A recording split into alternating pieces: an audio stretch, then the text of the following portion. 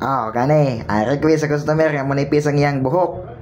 Kay baga daw kayo, ay may problema na. Ato anang kulatahon og tining, ato nang pahak-pahakan ang ilalom. Ato nang dutan kanagol, pahagi kol. Bahala na sa magproblema na sa siyang buhok. Ayaw po. Ato anang tarungo. Na kani nga mga style ni mao na mga pang direktahan, pinagbabawal nga teknik. Ug magtapok ng customer, tirahan ni mo nagtining na. Pagkaugma, mubalik na kay nagapahak-pahak.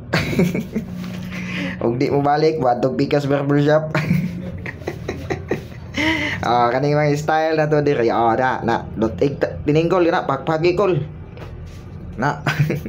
Di ba? Dali ra kayo no. Nya na ra ta manirada bay. Mao na mga teknik nga naa pa na sa laing kalibutan, laing dimension of the world. Galaw-gaw.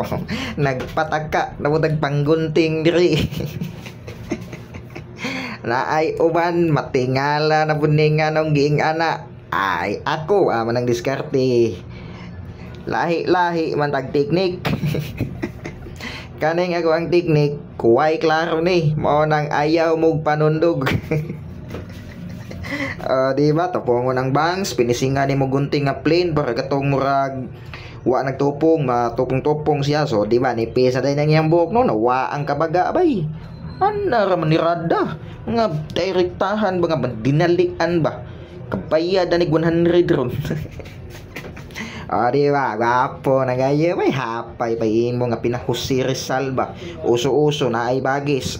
Di ba? Sis, perti ng gwapuha. Makaupa na yung gaon niya si mong asawa. Galaw-gaw. Pine, sirkat. Bayad kol. Piti na pod. Dali ra kayo no, mura lagi magic bay. Di ba? Kapag kayo no, kilid pa ganina. Di na nako ipakita ang